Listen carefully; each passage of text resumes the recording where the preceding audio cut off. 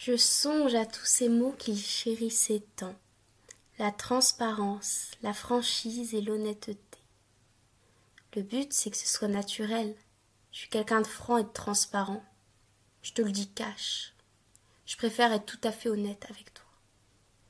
Ainsi que son utilisation abusive du « ne pas ». Je ne t'aime pas. Je ne préfère pas que. Je ne voudrais pas que. Je ne te dis pas que. Je ne cherche pas à.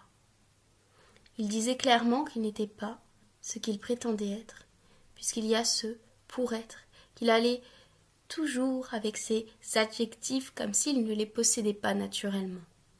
Pour être tout à fait honnête et transparent avec toi. Pour être franc, je. Pour être exact, il faut que. Sa spécialité étant cette recherche du naturel et du sans artifice dans l'artifice même. Il est en recherche de l'authentique film, de l'authentique femme. Il recherche du naturel dans les films des plus grandioses et les plus idéales. Il recherche le beau dans l'artificiel d'un film spectaculaire ou d'une photographie. Il est à la recherche de la personne simple dans les milieux hautement compétitifs. Il cherche de l'amour pur dans un ensemble d'artifices constitués de charme, de séduction, de glorification et d'une création artificielle de relations. Il est doté d'une volonté de salir ce qui est pur, de rendre lisse ce qui ne peut l'être, autrement dit de rendre artificiel ce qui est naturel, le tout en désirant ce même naturel. Puis il y a ces évidences qui n'en sont pas, mais qui sont de simples calculs, tout comme ces films dont la fin est prévisible et parfaitement calculée. Il ne s'agit pas là de l'évidence et du naturel d'une rencontre fortuite, mais de l'évidence d'une rencontre puisqu'elle était initialement prévue. Il y a aussi cette volonté d'aligner le désordre pour l'inscrire dans une fixité lisse et parfaite. Il recherche de la pureté dans ce qui ne peut l'être, donc il a une impossibilité d'accomplir sa tâche. Il cherche à rendre impur ce qui est pur, car vrai par essence, et cette idée de l'existence d'une pureté et d'une innocence possiblement réelle lui est insupportable. Il a peur pour sa peau, et cherche un moyen de détruire ce qui est créé, car il rechigne à l'idée de penser qu'il est possible d'être vrai et pur de nature. Il œuvre pour la destruction, ce qui ne fait que participer à la construction de ce qu'il fuit avec horreur tout en continuant à la chercher, l'authenticité. Il établit une copie de la réalité car elle lui échappe. Il calcule, il organise, il éclaircit, il lisse, il magnifie, il explore et il va même jusqu'à exploiter pour rechercher ce vrai dans le faux. Et en perfectionnant davantage cette image, elle ne peut que l'éblouir tant il l'aura rendue artificiellement lumineuse et celle-ci deviendra menaçante pour ses yeux déjà trop éblouis. Ainsi, il recevra un flash qui pourra lui être fatidique, car menaçant sérieusement de le rendre aveugle et de ne jamais lui redonner la vue. Puis tel un flash, il partira. Cette lumière risquerait de le condamner à tout ce dont il a horreur, ce qui est sombre et sans éclat, à cette absence qui ouvre sur le néant et la perte. Il est terrifié à l'idée d'être dans le noir, il en a peur, il n'aime pas non plus les films sombres, ni les personnes qui sont dans l'ombre, ou qui lui font de l'ombre. Il ne voit que ce qui est mis en lumière, sur les devants de la scène. Autrement il s'en détourne, ce qui est dans l'ombre n'existe pas. Il recherche alors cet éclat. Il est attiré par la couleur, attiré par la lumière, tel un papillon de nuit. Il a atrocement peur de ne plus jamais pouvoir contempler ces images, de ne plus jamais recevoir de flash, de ne plus être ébloui par la beauté parfaite et créée de toutes pièces, car oui, c'est dans la copie du réel que l'on peut rendre lumineux ce qui ne peut l'être. Il cherche à rendre l'artifice plus artificiel. Il veut en mettre plein la vue, toujours et encore plus. Il a cette obsession pour la perfection, cette peur de ne pas pouvoir la créer et la contempler. Il a ce besoin d'admiration et d'admirer pour exister. Il lui faut toujours admirer ces images et les rendre encore plus artificielles qu'elles ne le sont, les rendre toujours plus lumineuses et inaccessibles, jusqu'à ce qu'elles l'excitent et qu'il puisse en jouir tout juste avant qu'elles ne lui deviennent menaçantes. Il n'aime pas ce qui est grossier, sale, vulgaire, bling-bling et ostentatoire. Il n'aime pas les accessoires, car il veut de l'artifice pur, sans accompagnement, qui rendrait l'artificiel surchargé, et ainsi le rendrait sale, vulgaire et trop envahissant. Il fuit avec horreur les gens surchargés, cherchant à en faire de trop. Il préfère rester seul. Il a pourtant des accessoires plein la tête.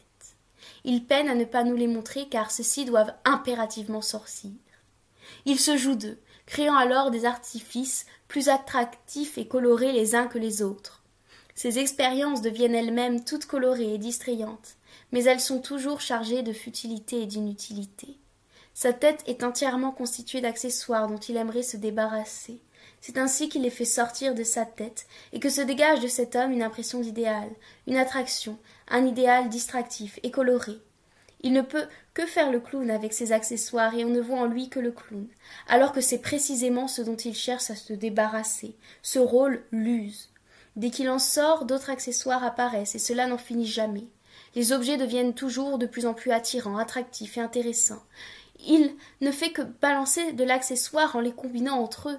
Il s'empresse de le faire le plus rapidement possible pour s'en débarrasser de sitôt, ce qui est notoirement impossible.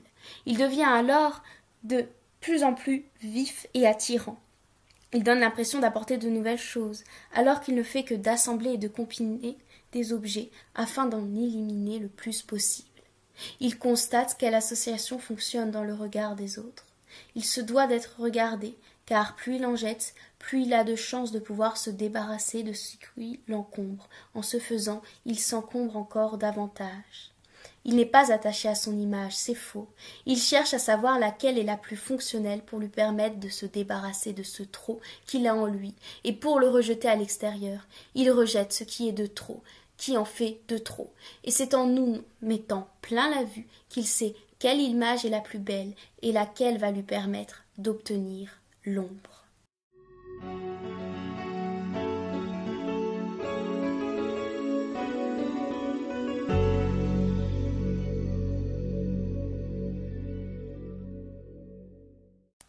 Nous sommes en juin 2021 et je m'apprête à quitter la ville, car j'ai besoin de revenir à la source pour me recentrer et réfléchir à une option d'avenir.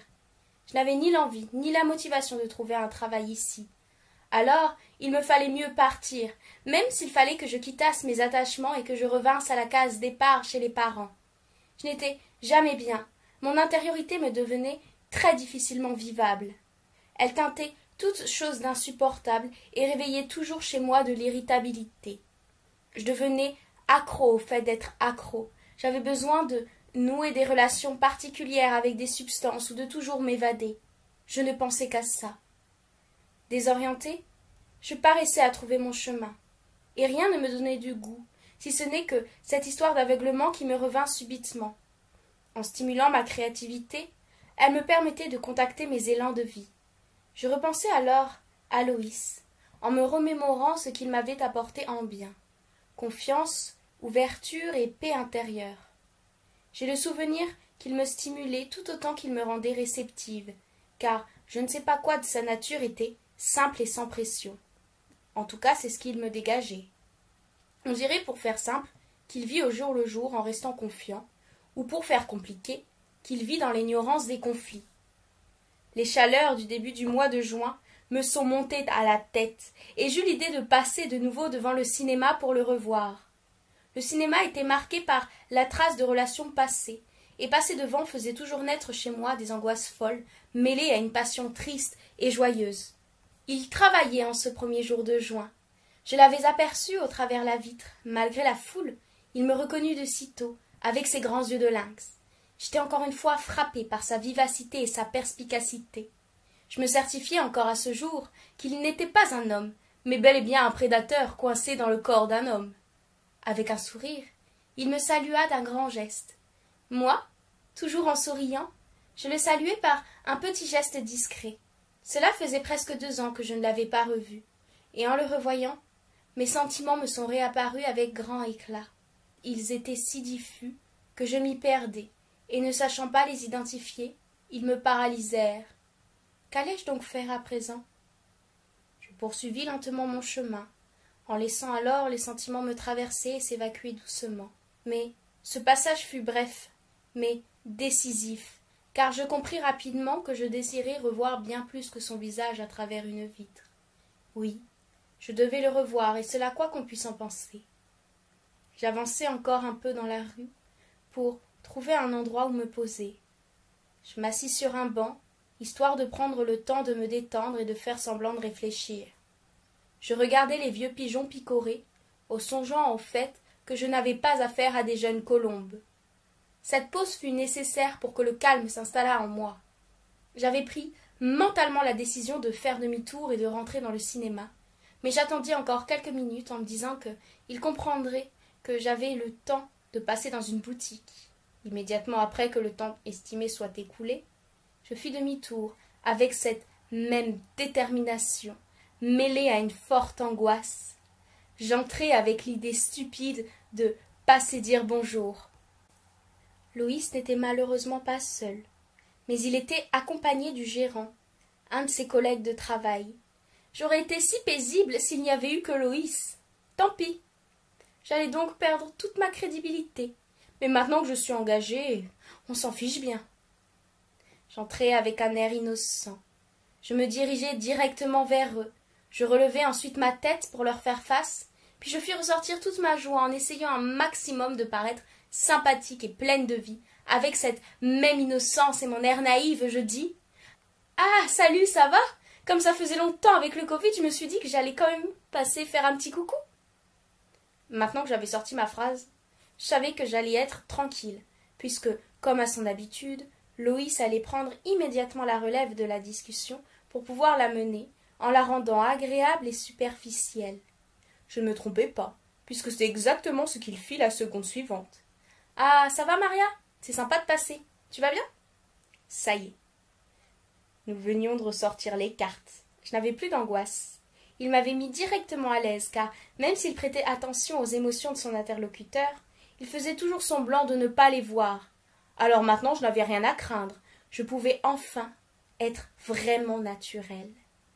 J'espérais qu'il n'eût pas compris la raison réelle de ma venue, mais je craignais en revanche être parue suspecte à son collègue qui m'observait et qui ne participa pas à la conversation.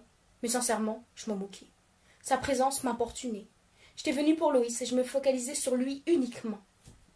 Comme à son habitude, il était installé à son poste d'une façon décontractée, et son collègue était debout, placé légèrement derrière lui. Loïs ne portait pas de masque, alors je pus profiter pleinement de la vue.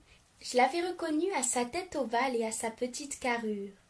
Il portait toujours cette voix bien grave et douce à la fois. Elle reflétait sa capacité à se faufiler dans toutes les situations, en prenant insidieusement l'avantage.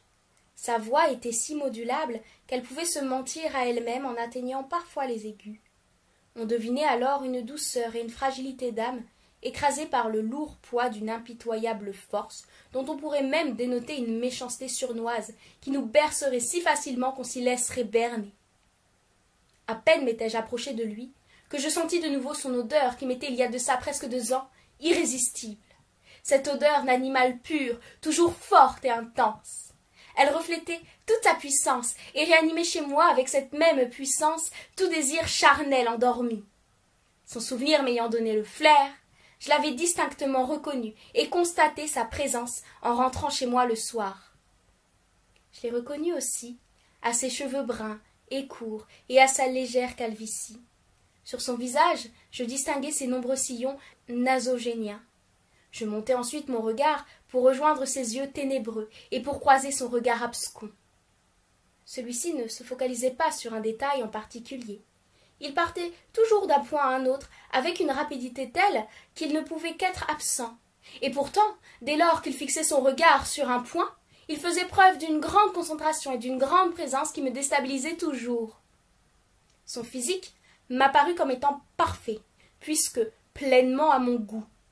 Elle était celle d'un homme mûr, de 45 ans, foutrement bien conservé, avec cette grande finesse de corps dont j'avais oublié toute la beauté. Sa jeunesse transparaissait dans la souplesse et la légèreté de son corps. Légèrement sportif, sa carrure dégageait une forme d'assurance et de stabilité. Je remarquai qu'il avait maigri, un peu trop même, et c'est ce détail qui me fit focaliser sur l'extrême finesse et la fébrilité de ses bras. Je m'en inquiétais pas, car il n'était clairement pas du genre à se laisser mourir. J'avais confiance quant au fait qu'il prendrait toujours bien soin de lui. Mais ce changement me fit mal au cœur, et je crois par ici y avoir décelé un mal-être certain.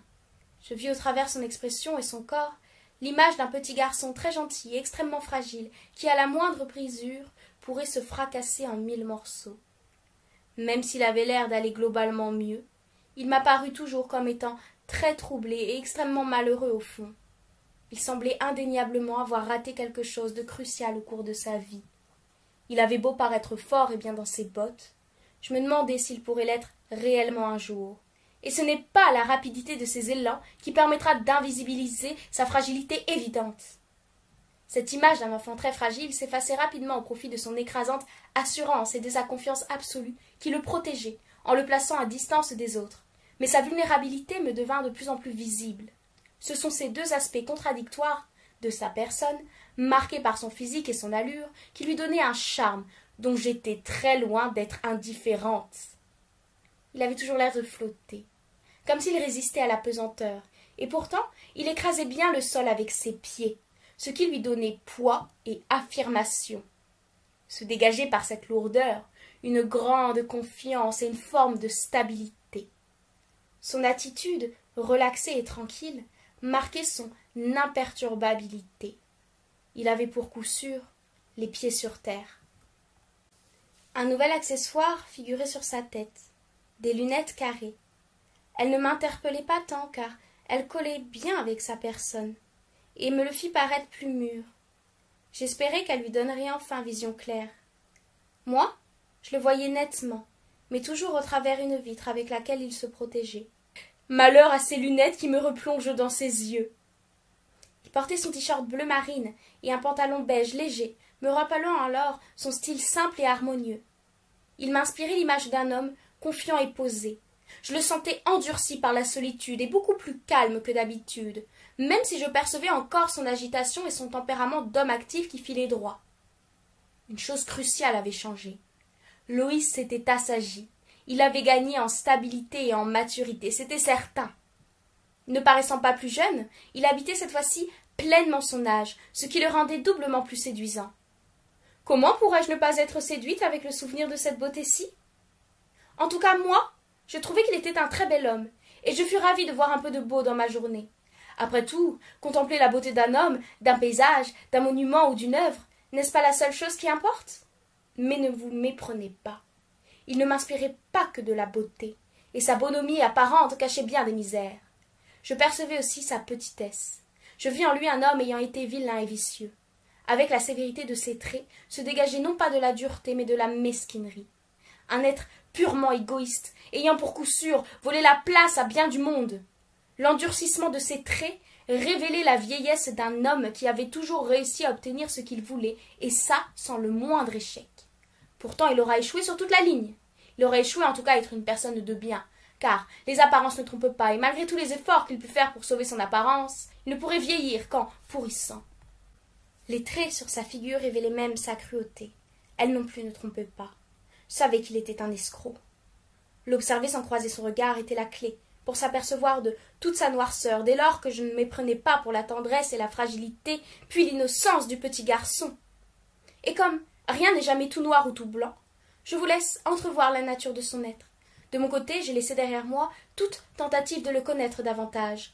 L'important, c'était qu'il stimulait toujours autant ma créativité. Réactif et expéditif, Loïs menait la danse de la discussion, en me laissant une très faible possibilité d'expression.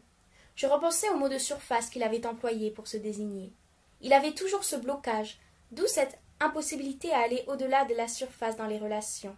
Et ce mot ne prit jamais autant de sens qu'à présent. Je ne voulais plus changer cela. Je commençais sincèrement à le comprendre et à l'accepter tel qu'il était.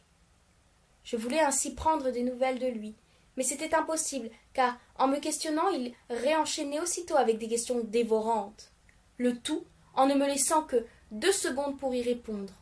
De cette façon, il avait l'avantage, car je ne pouvais ni prendre ma place, ni avoir une conversation avec lui. Je ne pouvais pas non plus répondre avec sincérité et présence, et je ne pouvais encore moins énoncer le moindre élément qui évoquerait une quelconque trace d'un mal-être passé. Cette façon qu'il avait de tout diriger était son moyen de bien manifester sa présence, sans néanmoins se montrer. Une façon de n'être embêté par personne, pour que l'on puisse deviner chez lui son besoin de protection et sa soif d'amour. Il cachait cela, en prenant toujours les devants avec sa fierté et sa facilité d'affirmation.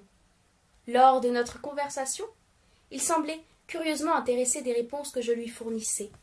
« Oui, ça va et toi, ça fait plaisir de te revoir. »« Oui, moi aussi, ça me fait plaisir. Alors du coup, t'es ici pour combien de temps ?»« Oh bah super, là je viens de finir ma licence de psycho. Je reste encore jusqu'à fin juin et après je vais partir. »« D'accord, et ce serait pour faire quoi après ?»« J'ai postulé pour poursuivre un master. »« Ah d'accord, et dans combien de masters tu as postulé ?»« Une dizaine. Où est-ce que tu as postulé ?» Je réfléchis un instant puisque j'ignorais en grande partie la réponse. J'avais postulé hasardeusement car j'étais incertaine quant à ma volonté de poursuivre mes études. Alors je lui énonçai des villes que j'avais en mémoire, quand bien même je n'étais pas sûre d'y avoir postulé. Comme j'avais mis plusieurs secondes entre la prononciation de chaque ville, j'étais très confuse et donc absolument pas crédible. Cela n'avait de toute façon aucune importance. Je ne comprenais pas pourquoi il voulait savoir tous ces détails inutiles. Loïs tenait à me localiser avec précision en ayant un maximum d'informations concrètes sur moi. C'est comme s'il ignorait mon existence, mais dès lors que j'apparaissais devant ses yeux, il ne voulait pas que je lui échappe. J'eus ainsi un peu l'impression d'assister à un entretien de commissariat. C'est d'ailleurs l'impression que j'avais avec presque l'intégralité des personnes que je côtoyais en cette période, puisque j'étais dans une phase où je me sentais constamment agressée.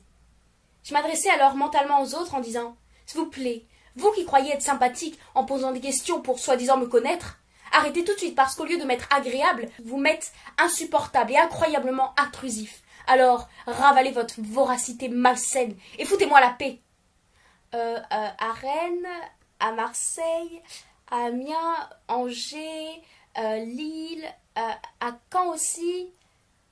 Tu restes là pour combien de temps exactement? Je pars pour juillet. D'accord, l'été tu repars chez tes parents, c'est ça? C'est ça. Oh oui, t'as bien raison de pas rester l'été. Non, je vais partir pour de bon. Moi en tout cas, je reste ici. Il insista bien sur l'intonation de cette dernière affirmation. C'était étrange, mais je crus qu'il venait signifier par là une chose importante. Mais encore une fois, je ne veux pas interpréter de faux signes. Il reprit. Et tu sais un peu ce que tu veux faire après le master? Je voudrais être psychologue après, j'espère. Oui, y a pas de raison que ça se fasse pas, tu vas forcément réussir, m'avait-il dit, certain, avec cette même assurance qui le caractérisait. Il avait toujours confiance en moi, en ma capacité de réussir et à réaliser mes potentiels. C'était comme si, toujours pour lui, la belle image qu'il s'était faite ne pourrait jamais se dénaturer. Elle resterait immuable et fixe, comme moi je l'étais à ses yeux. Ainsi, il voulait que je restasse ici, comme pour rester fixé. Apparaissait devant lui un beau portrait qui le maintenait captif, car il ne pouvait cesser d'y fixer ses yeux et tenter d'en extraire la beauté. J'apparaissais alors devant lui comme une image menaçante, car parfaite et sans substance. Il se devait de me laisser, pour ne pas qu'apparaisse devant lui un fantôme. Je me revis alors en tant qu'élève, en train de collectionner les images de l'école, car toujours j'étais la plus sage. On ne pouvait me voir autrement que belle et sage, mais peut-être en avais-je marre de chercher toujours à plaire. L'image que j'avais de ma vie n'était pas lisse, et je n'étais pas en mesure de bien recevoir ses paroles, car mon fleuve n'était plus tranquille, et je me demandais quand est-ce que ces questions dévorantes allaient pouvoir se terminer. Je songeais alors à partir. Je ne parvenais plus à déterminer et à comprendre ce que je voulais. Pourquoi étais-je rentrée au cinéma déjà? C'est tout de même incroyable de ne pas avoir constaté l'étrangeté de ma venue. Mon Dieu, mais quel niveau de déni peut-on en arriver pour refuser à ce point de voir? Oui, c'était absurde que je passasse juste pour dire bonjour et que je tins encore à le revoir, alors que cette histoire était finie depuis bien longtemps, et que je n'avais plus à être en contact avec cet homme. C'était irréaliste que lui ne finît pas un jour par me mettre un stop définitif. Peut-être ne pouvait-il ni concevoir ni comprendre le problème qu'il y avait ici. Il désirait simplement conserver mon portrait, et moi je tenais encore à peindre le sien. « Ça a été la reprise depuis le confinement ?» lui demandai-je enfin. « Oui, j'avais hâte. Au bout de 7 mois, je commençais à tourner en rond. Je suis bien content de reprendre, puis là c'est tranquille, on n'est qu'à 20 heures par semaine. » Je ne pus m'empêcher de constater et d'étudier pendant notre discussion son agitation intérieure. Elle se reflétait dans la vitesse de sa parole et sa mouvance. Actif, il ne pouvait cesser de gesticuler. Rester longtemps dans une même posture lui était impossible. Il devait toujours se créer de l'agitation en mobilisant absolument tout l'espace qui lui était accordé. Tantôt il se penchait vers moi avec ses bras, tantôt il se plaçait en arrière au fond de son siège, presque avachi avec sa jambe droite qui avait la bougeotte. Il aimait la plier et placer sa cheville sur la gauche. L'instant d'après, je le voyais s'étirer comme un chat, en écartant son thorax et en bâillant. Il finit par faire craquer ses os, et lorsque des clients arrivèrent, il se reprojeta en avant pour se mettre à leur service. Je retournai pendant ce temps vers son collègue, pour lui demander comment ça s'était passé la reprise, comme si j'en avais quelque chose à faire. En réalité, je souhaitais juste maintenir la discussion pour ne pas ressentir la gêne de la situation. Loïs vendait des tickets à un jeune couple, tout en leur expliquant avec détail et quelques déviations comment fonctionnait une des cartes. Avec son tact et son assurance, il était toujours séducteur dans son approche. N'importe qui l'aurait choisi en tant que commerçant ou conseiller. Il savait faire preuve d'adaptabilité en se montrant sympathique et compréhensif. Le tout en mettant ses connaissances au service de l'autre. Il était sincère, et je vis dans son attitude non pas qu'une tendance à charmer, mais aussi un réel plaisir qu'il prenait à aider les autres dans leur démarche. Il s'épanouissait dans le contact et les échanges, même si ceux-ci devaient toujours rester superficiels. Il écrasait sa sensibilité pour être sûr qu'on ne l'approchât pas de trop près. Il préférait la réserver pour les animaux ou pour nourrir sa solitude, mais son humanité se déployait discrètement dans certains de ses gestes ou de ses attitudes, comme ses élans de générosité. Une fois les clients montés en salle, je lui fis part de mon intention de partir. « Bon, eh bien moi je vais y aller. En tout cas, ça m'a fait plaisir d'avoir de tes nouvelles. »« Ouais, ça fait toujours plaisir, t'as bien fait de passer. Puis à l'occasion, on pourra se trouver un petit moment pour boire un verre. » Il avait l'habitude de finir nos conversations avec son fameux « à l'occasion, on ira boire un verre ». Il ne peut pas s'empêcher de laisser paraître un oui sans dire oui. Moyen habile de faire croire que tout est possible pour toujours bien paraître. Cette façon d'être agréable lui permettait de ne jamais se confronter vraiment à lui-même. Il laissait couler les choses pour que les choses se tassent doucement et d'elles-mêmes, sans retour en arrière possible. Ainsi il était le gentil de l'histoire, celui qui n'avait rien à se reprocher, car il faisait toujours comme on lui demandait. C'était pourquoi il était investi en rien dans ses relations. Il donnait simplement ce qu'on attendait de lui pour plaire, et répondre à l'attente de l'autre. Lui n'était jamais vraiment là. Il ne voulait surtout pas relancer la relation, mais il ne pouvait pas s'empêcher de répondre à ma demande inconsciente, en me faisant croire qu'elle existait toujours. Ainsi, il me vendait du rêve, car je voulais rêver. Avais-je la possibilité de rendre ce rêve possible? Je sortis du cinéma en découvrant que je ne ressentais rien de particulier. Mes sentiments s'étant éteints, je me suis simplement dit « C'est Loïs, il est comme ça, faut le prendre comme il est. » Je découvris alors que les sentiments qui m'étaient montés appartenaient au passé, mais qu'ils s'étaient adroitement mêlés aux sentiments présents. Ainsi je ne parvenais jamais à distinguer ce que je ressentais, à savoir discerner ce qui était actuel de ce qui ne l'était plus, car tout vivait au même moment à l'intérieur de moi. Je me sentais à présent détachée de lui, et c'est par cette neutralité émotionnelle à ses côtés que j'ai pu m'en rendre compte. Je ne ressentais là ni animosité, ni excitation.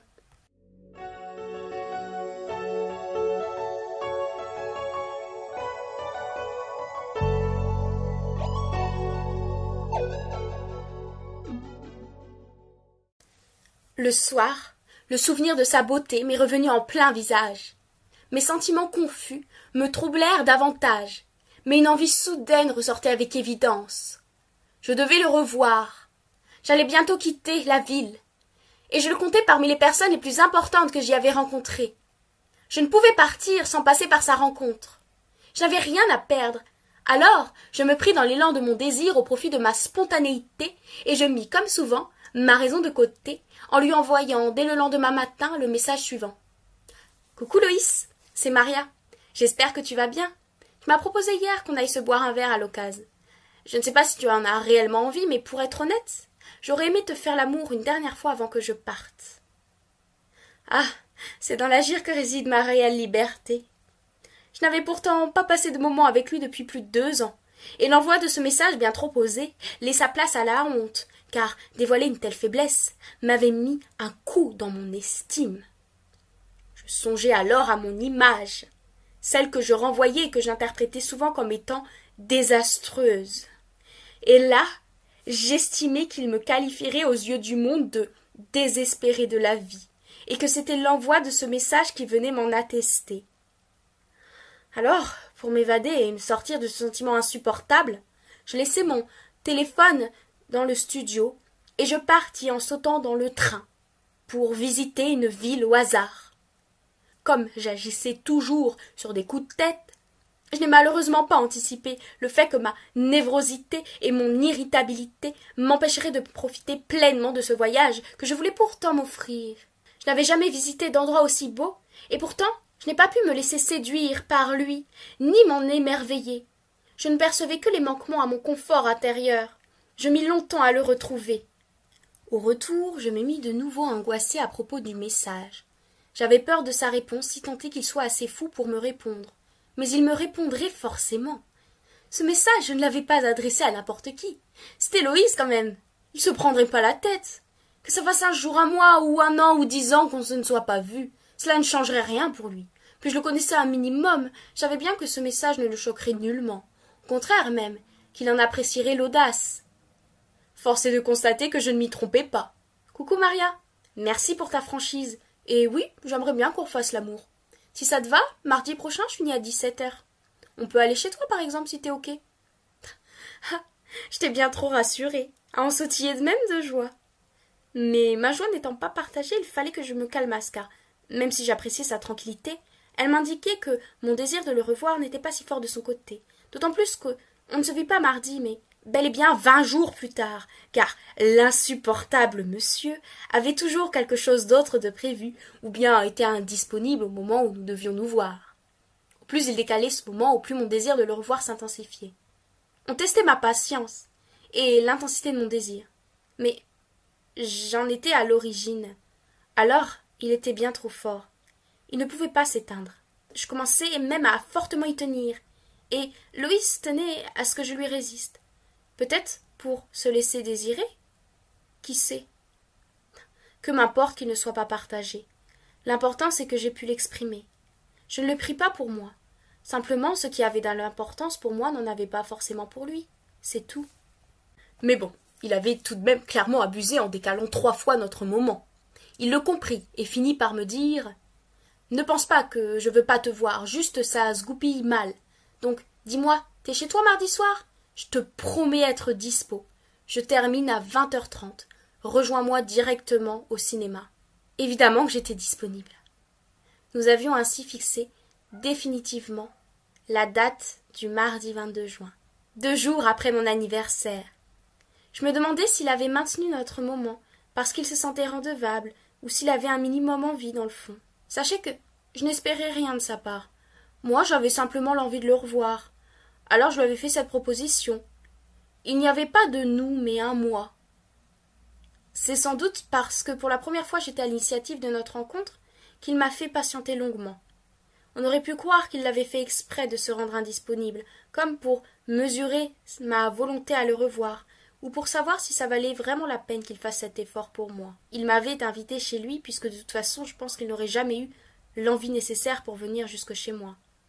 Cela ne lui tenait pas suffisamment à cœur. Il avait dû accepter ma proposition pour me faire plaisir, car lui n'avait pas d'intérêt derrière. Je crois même qu'il l'avait accepté non pas pour moi, mais par devoir, ou peut-être pour être cohérent avec lui-même. Ce qui était paradoxal, c'est qu'il me témoignait son envie dans les messages, mais qu'en même temps, en étant toujours indisponible, il me montrait clairement que ça le gonflait de me consacrer un peu de son temps. Il s'était peut-être simplement dit « Pourquoi pas ?» puis ensuite se rendre compte qu'au moment où l'on devait se voir, que ça tombait mal pour lui. Enfin bon, je ne suis pas vraiment naïve, et je ne fais plus de tours dans son manège. Le sien n'a de toute façon jamais été ludiquement crédible. Je mis ça de côté, mais ce comportement m'a fait mal, et je n'avais clairement pas besoin de ça en ce moment. J'avais bien d'autres choses en tête, et bien d'autres personnes dans le cœur aussi. Mais sa présence en son sein m'était l'une des plus douloureuses. C'est alors que le mal qu'il avait pu me faire m'était apparu sous forme d'une immense et forte tristesse au niveau du cœur qui remontaient à ma gorge et que je bloquais pour ne rien laisser transparaître. Ainsi, j'avais la gorge nouée et le cœur si lourd que j'en étais presque paralysée. À ces émotions, je compris que je voulais mettre définitivement terme à ce lien. J'avais si mal de revoir quelqu'un pour qui je n'avais pas eu si grande valeur, et cela m'ôtait toute ma joie. Pourquoi avais-je finalement envoyé ce premier message? Les souvenirs ne suffisent pas à réanimer une flamme qui s'était déjà éteinte depuis longtemps, non? Je crois que je tenais surtout à le revoir pour mettre terme à mon aveuglement, en beauté. C'est étrange car je n'ai plus l'envie nécessaire de le revoir, je n'ai plus de sentiment pour lui, et pourtant je l'aime toujours. Non, c'est même pas que je l'aime lui, mais c'est que j'aime tout simplement. J'aime qui il est. La contradiction de mes sentiments commençait à m'être de plus en plus atroce à supporter. Au plus le moment approchait, au plus j'avais la flemme de le revoir, et pourtant, au fond, j'en crevais d'envie. Je ne cessais de crier intérieurement, car j'éprouvais que très peu de plaisir au quotidien. Parfois j'éprouvais de la joie, mais le bonheur était très loin. Seul son souvenir me rappelait que j'y avais un jour goûté. Je m'y accommodais, tant bien que mal, et je m'adaptais pour trouver un équilibre entre le mal-être et la stupidité. L'oubli de moi-même me freinant, je devenais de plus en plus incapable de m'exprimer et de m'investir dans quoi que ce fût. Je ne possédais par ailleurs presque plus de centre d'intérêt, et surtout, je peinais à me tenir pour m'accrocher au sol. Comme je contenais toujours ce trop, j'essayais de faire au mieux pour taire mes espoirs et mon idéalisme, pour éviter que la désillusion qui traînait toujours dans les parages ne m'atteignît. J'étais nulle part et j'allais nulle part. La seule chose qui m'apportait était de m'évader, en liant toutes sortes de relations particulières avec mes nombreuses dépendances. Je voulais avancer et agir, mais c'était impossible. Ah, la vacuité et l'acédie auront été les meilleurs de mes amis. Surtout la solitude. Et que dire de tous les mensonges et de mon irresponsabilité? J'en ai bien trop honte. Bon, trêve de bavardage, et avançons. Et ça tombe bien car aujourd'hui je fais le premier pas après la vingtaine. Ce sera sans doute le pas définitif qui me permettra d'aboutir cette histoire et de la clôturer. J'y étais très attachée, mais il fallait absolument que j'affrontasse enfin cette profonde peur de la séparation qui me pourrissait la vie au quotidien. Il y avait tant de choses dont j'aurais dû me débarrasser depuis fort longtemps, mais j'y arrivais pas. J'arrivais pas à dire « je n'ai plus besoin de ça, je n'ai assez d'être encombrée, je vais enfin être tranquille, avoir la paix ». Je n'y arrivais pas, et en fin de compte, je faisais absolument tout pour continuer à être encombrée et agitée. J'avais peur de me séparer d'un objet que j'avais précédemment aimé et surtout grandement investi. Quitter Loïs, c'est comme quitter une part de moi, avec tout l'investissement et les sentiments que j'ai mis sur cette personne. C'est comme quitter une partie de vie. Mais je me conforte en me disant que cette vie me sera redonnée et que je parviendrai bientôt à finir mon deuil. Adviendra ce qui adviendra.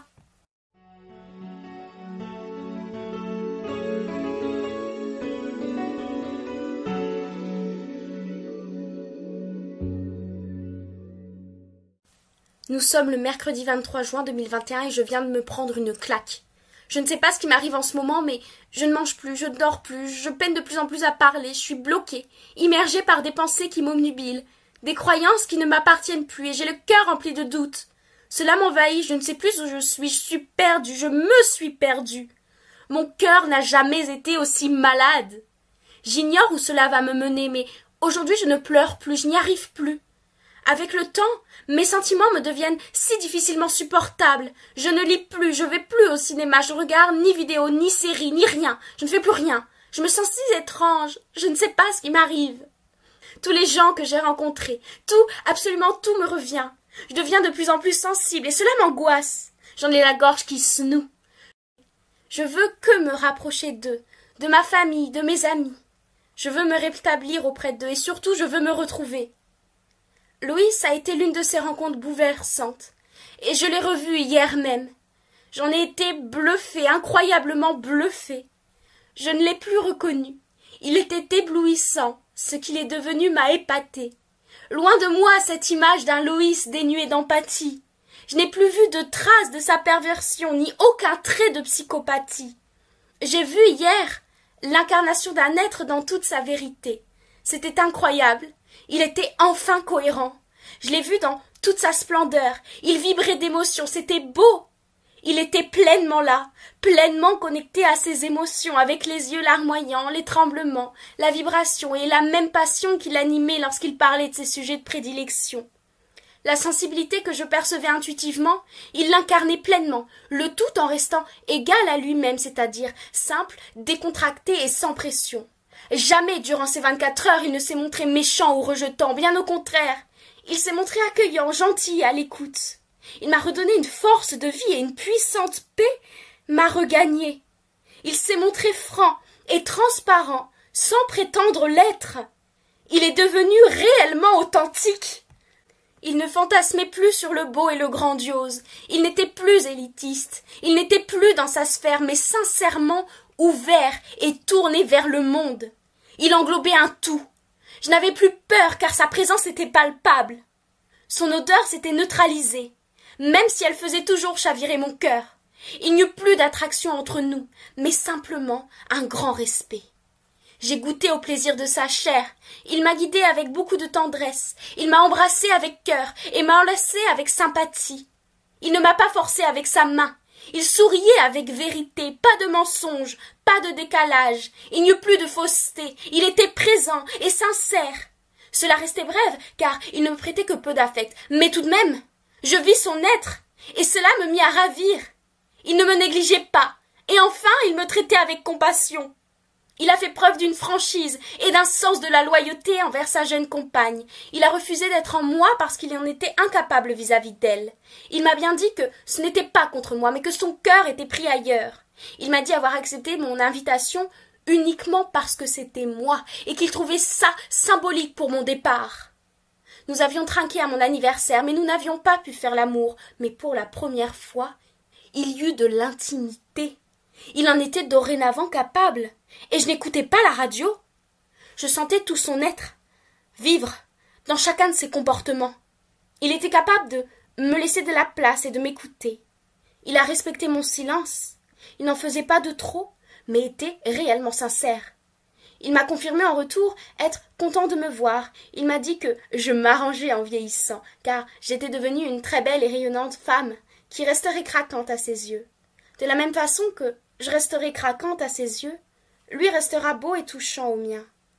À ce jour, ce fut la première fois qu'il me témoigna d'un réel amour et qu'il me prit non pas pour sa chose, mais pour un être sensible qu'il considérait. Je n'en revenais pas. Tout ce que j'avais vu de bon en lui, tout ce que j'avais décelé de son être, s'avérait être bien vrai. Un portrait se magnifiait devant moi. J'avais devant moi un homme mature, épanoui et amoureux. Il avait les pieds sur terre. Il m'a avoué avoir pris beaucoup de recul par rapport à son projet. Il l'a abandonné, il s'est rendu compte que ça ne le menait à rien et que ça entretenait des fantasmes qu'il n'avait plus à nourrir, et qui plus est le déconnecter du réel. Il m'a avoué par ailleurs qu'il n'arriverait pas à le porter jusqu'au bout. Il s'est rendu compte que ce qui lui importait dans le fond, c'était d'avoir pu faire de belles rencontres. Des rencontres comme toi, m'a-t-il dit. Il est tombé amoureux d'une jeune femme du même âge que moi, vraisemblablement plus compatible avec lui que moi. Puis, il a trouvé ses chats surtout, avec qui il vit en osmose. Entièrement raccord avec eux, il est devenu très attentionné, et encore plus soigneux qu'il ne l'était. Il m'a dit les aimer bien plus que 95% des gens qu'il côtoyait. Il leur livrait tout l'amour qu'il n'avait su investir ailleurs et l'extérioriser. Je vis en un seul jour toute sa sensibilité et son intelligence unifiées dans un seul et même être. Louis m'est apparu hier comme étant encore plus humain que la plupart des hommes. Je n'ai pas les mots. Je suis chamboulée de le voir authentique. Il n'avait plus besoin de mots pour être. Ces mots ne s'engrainaient pas dans le vent, mais bien en lui, et cela se manifestait dans ses actes. Il m'a dit sans parole ce qu'il disait depuis toujours. Enfin, il était cohérent. Il n'y avait plus ces incohérences ni cette insensibilité qui me tourmentait. Oui, Loïs était pleinement cohérent, et les valeurs qu'il promenait s'incarnaient dans ces qualités qu'il n'avait plus besoin de conceptualiser puisqu'elles étaient déjà peintes.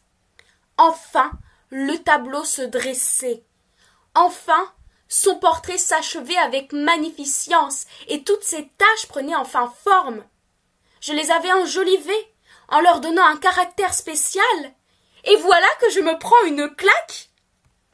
En partant, il m'a dit de ne pas hésiter à revenir si je passais dans la région. Il m'a dit qu'il voulait avoir de mes nouvelles, que j'étais la bienvenue ici, que je le serais toujours. On s'est enlacés en partant. Je crus que j'allais m'effondrer dans ses bras. Il ne m'y a pas repoussé. Il a laissé le temps pour que je me console, sans me blesser ni ne me brusquer.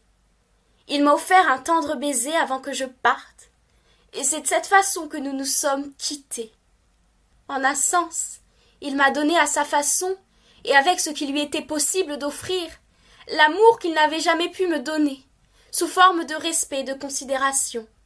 Et dire que j'ai eu de l'importance pour lui aussi? Ah ça, je n'aurais pu le concevoir que dans mes rêveries. Quel immense cadeau je venais de recevoir, et ce, même s'il ne m'avait jamais aimé. Je crois vivre dans un rêve, mais c'est bel et bien vrai. Le mardi 22 juin 2021, j'ai rencontré Loïs pour la première et la dernière fois. Ça m'a bouleversée. Voilà que l'histoire d'une rencontre s'achève au moment où elle vient de débuter. J'étais dans mon enfer, et lui m'a donné le courage nécessaire pour m'en sortir. Je m'en sens heureuse, et je lui en suis vraiment reconnaissante. Pourtant, durant ces 24 heures, j'ai ressenti toute l'étendue de ma tristesse, mêlée à un bonheur inextricable. Ce moment fut atrocement supportable, si lourd à porter qu'au matin, je n'eus qu'une seule hâte, c'était de partir. Je suis ressortie bouleversée par ce que je venais de traverser. J'ignorais qu'il était possible de ressentir autant de bonheur et de tristesse dans un même temps, avec une telle intensité pendant une période qui s'étendait autant dans la durée. Je songeais à l'après pour continuer mon chemin. Alors, je repris la ligne du métro pour aller jusqu'à son terminus. Mais, à mi-chemin, c'en était trop. Mes larmes sont montées. Elles ont roulé doucement sur mes joues, et j'ai ainsi pu m'exprimer discrètement sous mon masque. Sous terre, je suis descendue. J'y ai soulevé mes larmes pour me relever, et ces larmes qui lui étaient adressées m'ont quitté pour le retrouver.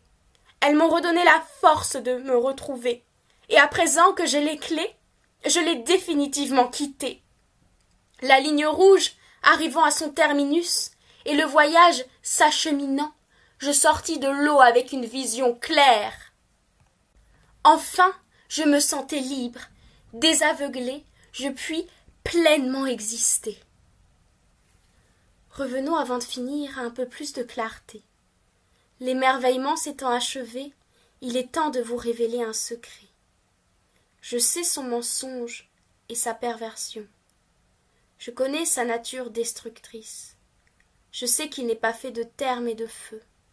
Et je sais quelle partie de moi ce feu aura brûlé, mais aussi quelle mèche il aura allumée. C'est seulement après lui avoir vomi à la figure que j'ai compris le dégoût de mon déchirement et ma rage surtout. J'ai certainement de la haine contre lui, plus que j'ai d'amour. Prêtons-nous toujours plus d'empathie qu'il n'en faut à d'autres. Cet homme s'est détruit lui-même à cause de ses mensonges, ne lui en donnant pas plus. Il s'est achevé et l'œuvre s'achève.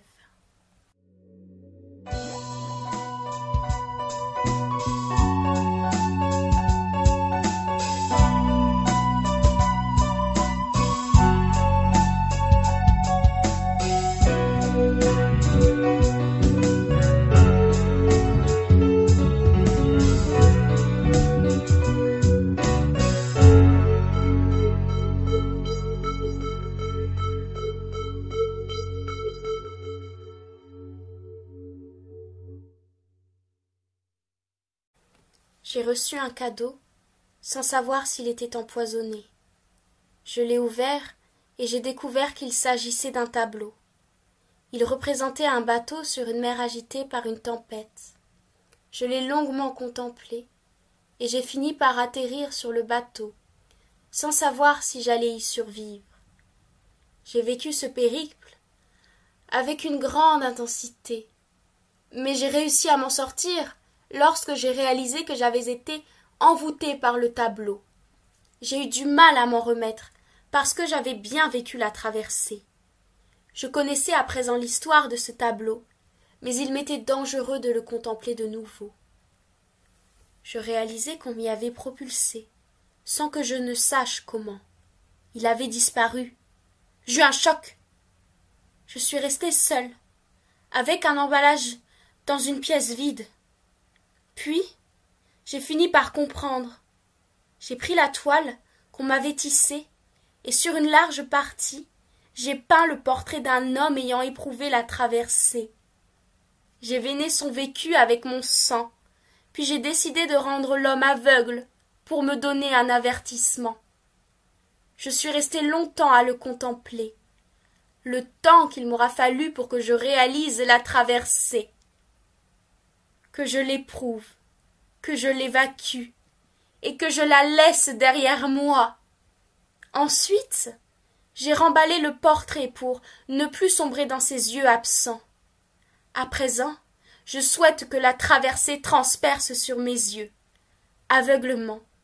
L'homme a tissé sa toile, et à partir d'elle, j'ai découvert mon œuvre. Je vis avec horreur que son pouvoir d'incantateur m'était absolument identique. Louis avait cette facilité déconcertante pour l'exagération de fait ou de qualité qui le mettait en lumière. Nous étions deux êtres théâtraux. Sa capacité à se mettre en lumière était proportionnelle à ma capacité à me mettre dans l'ombre et à le rendre lumineux.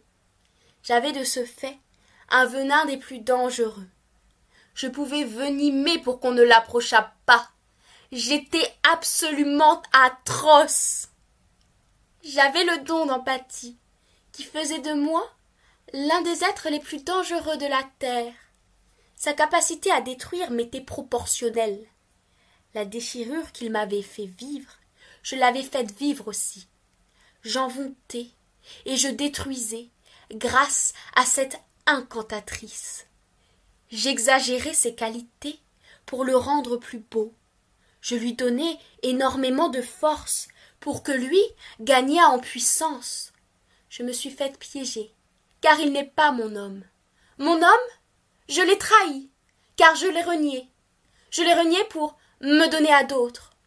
Je l'ai renié pour être en harmonie avec ma nature. Je me suis libérée pour pouvoir me sentir libre, mais ce prix m'aura valu celui de ma destruction. Mon homme voudra-t-il encore de moi? Le charme qu'a eu Louis m'était irrésistible, et je ne pouvais que me laisser envoûter par ma propre empathie et ma propre identification que j'ai perçue à travers lui. Elle m'avait amené à découvrir l'étendue invisible de notre nature, parfois démoniaque, et qui aurait pu l'être davantage s'il avait pu s'éprendre pour moi. Je voyais en la femme l'étrange passion qui la menait à mentir sur sa nature, afin qu'elle restât à jamais la proie de l'homme. Elle le défendait, comme lui la protégeait. Elle ouvrait les portes pour mieux les refermer. Le venimeux pouvoir qu'elle avait faisait d'elle l'être le plus dangereux, bien plus dangereux que l'homme, qui lui ne pouvait trahir sa propre nature. Il se contentait d'emporter avec lui ce qu'il rayonna, mais lui seul avait ce pouvoir de délimitation. Elle débordait sur la limite, parce qu'elle a ce pouvoir, non pas de maintenir, mais de contenir absolument tout en elle. Lui maintenait ce qui ne pouvait être contenu pour lui offrir un semblant de support qui la protégeait de toute sa folie, qui la menait à en protéger d'autres. Ce n'est peut-être que provisoire, car elle pourrait toujours partir et ne jamais revenir, précisément parce qu'elle contient tout. Elle gravite autour de lui, ou avec lui, pour que lui ne cesse de gagner en force et en puissance. Il est action, il explore, il découvre, il sait. Elle comprend, elle le trouve, elle le sait. Elle extrapole pour lui rendre sa grandeur. Elle en est à l'origine. Il voit tout ce qu'elle contient, puisqu'il reconnaît en elle ses découvertes et son origine propre, alors il l'aime. Mais elle ne lui prête seulement son amour, car il est bien trop grand. Il voit tout par les grandeurs, et elle voit tout dans les malheurs. Elle est au sol, et ils s'abstiennent. Il est nécessaire de trouver, non pas celui qui rayonne le plus, mais celui dont on sait la nature absolument rayonnante. Louis m'avait mise en lumière, non pas pour me sublimer, mais uniquement pour accroître sa propre puissance. Là est le premier piège de l'innocence et des premiers envoûtements. Je me suis prise dans sa toile. J'ai été piégée. Mais c'est en tissant mon œuvre à travers elle que je peux me découvrir et ainsi m'en sortir. Aveuglement.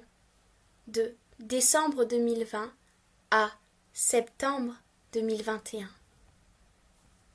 Par Elie Isa.